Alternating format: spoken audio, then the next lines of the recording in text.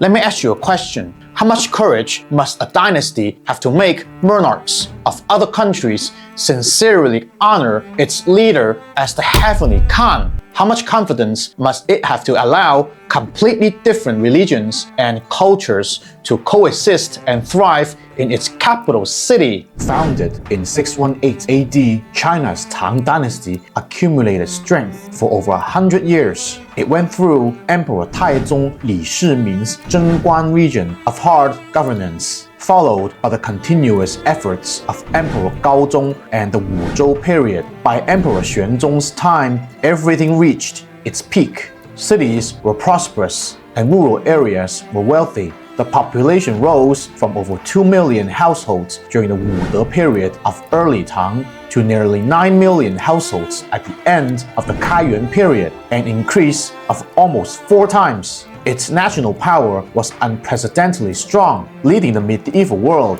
When the golden steel of Heavenly Khan Li Shimin was stamped, the Tang's influence broke beyond its borders. Monarchs from 128 countries, from the Persian Gulf in the west to the Sea of Japan in the east, sent envoys to pay homage, willing to recognize the Tang as their suzerain. At banquets in the Taiji Palace, Turkic Khans danced the Xuan dance. During tribute ceremonies in the Daming Palace, Persian princes presented spices and glazed glass from the western regions. Tibetan envoys brought highland barley and formed a maternal-uncle alliance with the Tang court. It was under this Heavenly Khan system that the peak of prosperity, all nations coming to pay homage, all foreign tribes submitting, was finally achieved. It's worth taking a little time to let me show you this Chinese Great Tang. Let us begin. Li Shimin created far more than the title of Heavenly Khan. He established the first major cross-civilization governance model in human history. This wisdom of cultural tolerance manifested as vivid prosperity in Chang'an's West Market. The sacred fire of Zoroastrian temples, Nestorian churches, the bells of Buddhist temples, and the scriptures of Taoist temples coexisted. This capital of over 1 million people was the center of civilization exchange in the medieval era, like an ancient version of the UN headquarters, welcoming caravans, monks, and scholars from all over the world. At its height,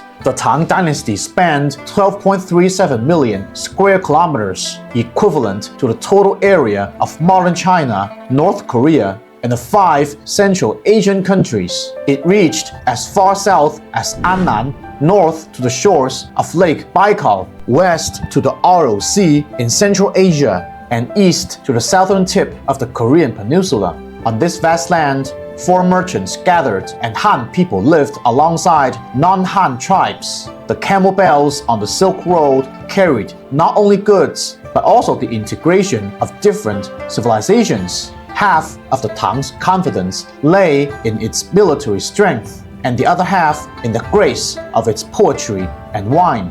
The combination of hardness and softness made it the High Tang. Li Jing launched a night attack on Yinshan Mountain. 3,000 light cavalry broke through the snowy night, defeated the Eastern Turks in one strike, and ended a century of threats from the northern grasslands to the central plains. Su Dingfang marched 10,000 kilometers on an expedition leading Tang troops across deserts. He captured the Western Turkic Khan alive and brought all the western regions under the Tang territory. Guo Ziyi accepted the mission in crisis. He rallied his forces amid the chaos of the Anshi rebellion and upheld half of the mid-Tang dynasty. Behind these legendary battles was the ultimate evolution of the Tang military system. Its standard armor, Mingguangkai, was forged with layered, refined iron. It could resist heavy sword strikes and had the best protection in the world at that time. The Modao formation swept through thousands of troops. When the long blades were drawn, men and horses were shattered, formed by infantry. It could block cavalry charges and was known as the Bane of Cavalry. The developed composite bow had a range of over 100 steps with sharp arrowheads. Combined with the mobility of Tang cavalry, it formed an overwhelming advantage of long-range suppression plus close combat assault. Even the protectorate of Anxi, with only 24,000 garrison troops, firmly controlled 4 million square kilometers of Western region's territory. It relied on the powerful combat strength of one Han soldier defeating 5 foreign soldiers. Even more amazing was the civil official Wang Xuance. When he was on a mission to mid-India, he encountered a rebellion. Trapped in danger but calm, he borrowed thousands of cavalry from Tibet and Nepal with just a single proclamation. He then defeated the mid-Indian rebels, captured the rebel king alive, and achieved the military miracle of one man conquering a country. Yet, such achievements did not earn him a place in the Linyan pavilion, simply because there were too many war gods during the Chang'an period, Li Jing, Li Ji, and others. Any one of them could stir up chaos in history books. They had already filled the Tang's list of top generals. This late legend became just an ordinary footnote in the prosperous age. Corresponding to its iron-blooded military strength was the candor and unrestraint of Tang literati. The poetic immortal Li Bai raised his cup and chanted, "Heaven has endowed me with talents for purpose. Even if I spend 1,000 taels of gold, it will come back." He wrote the confidence of the prosperous age into his bones. The famous Prime Minister Wei Zheng used the advice. With bronze as a mirror, one can correct one's attire. With history as a mirror, one can know its rise and fall. This upheld the clarity of Zhenguan politics. And when Du Fu climbed Mount Tai, he wrote the magnificent line, "I must climb to the top. From there, all mountains appear small."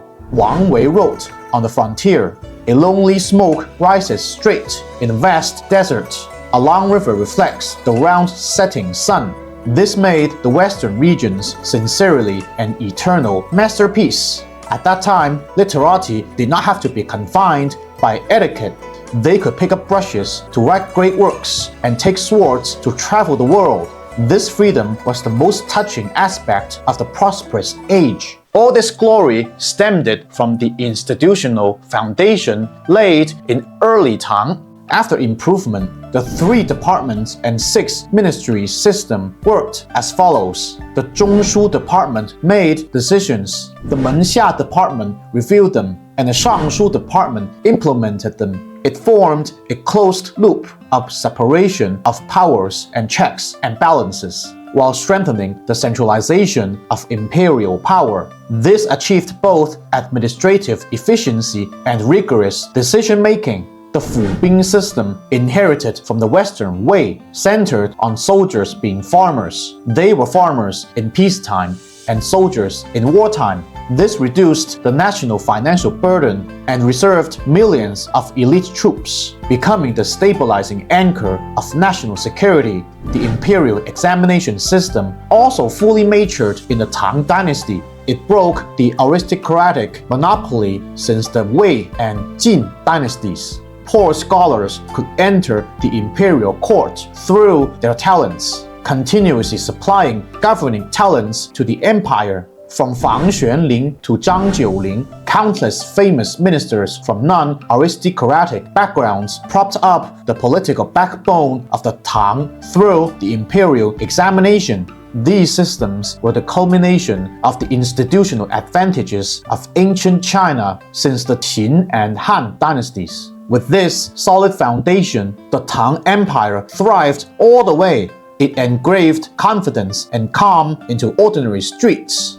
In the Huji taverns of Chang'an, Han merchants drank with Persian merchants. In the markets of Luoyang, Gogoro craftsmen competed alongside weavers from the Jiangnan region. A prosperous age was never exclusive to emperors.